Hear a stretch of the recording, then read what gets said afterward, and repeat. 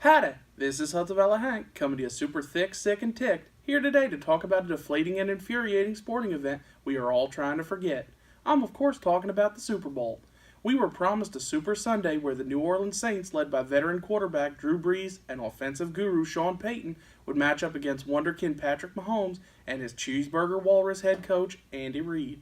It was billed as an exciting offensive output for the ages, and the only thing that could break up such passing prowess was the halftime show, orchestrated by a sourpuss cephalopod and his undersea pals belting out sweet victory in memory of their late creator Steven Hillenburg. Our collective bubble burst when the NFL served up the lowest scoring Super Bowl of all time, broken up by a cartoon cock tease and several walking diseases lip syncing, courtesy of a few blown calls. The first Super Bowl came about in 1967, when pretty boy Paul Newman was still slinging semen around the set of Cool Hand Luke. Most fleeting fans of the NFL think New England Patriots quarterback Thomas Edward Brady Jr. is akin to the protagonist in Cool Hand Luke because of his rugged good looks and his ability to stay cool under pressure, like a frosty half-keg of lager just waiting to explode with foam once tapped. Old Hank, however, believes Tommy is a bit more like another leading man from '67, Dr. Doolittle. Now, Mr. Brady is certainly closer to CTE than a PhD, but the name still fits because of his ability to do absolutely nothing, yet collect accolades and admiration like Sergeant Major Daniel Daly after running through Bellawood in 1918. This Super Bowl, Tom exceeded all expectations while firing an interception, coming up with a clutch fumble, and managing to throw less than 300 yards. A tough feat in today's NFL, where defenses are no longer allowed to make direct eye contact with a quarterback.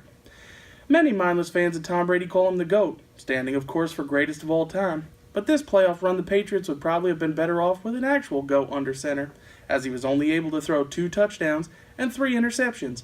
4 if you count the one that sealed their loss against the Kansas City Chiefs in the AFC Championship, but the refs were quick to mop up that mess, so history will only record 3.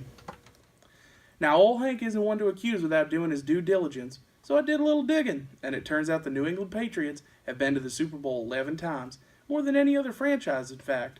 After a bit more searching, I uncovered the reason for this incredible success: cheating.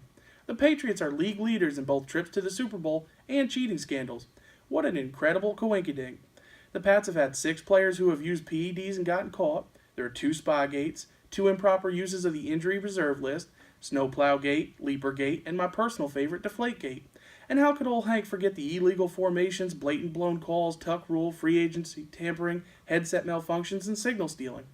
Now, it is true other teams have tried many of these same schemes to get ahead, but it is still cheating. Just because everyone has been caught drunk in public a time or two doesn't mean old Hank doesn't have to serve the rest of his community service. We all broke the rules. Me and the Pats just do it a little more often.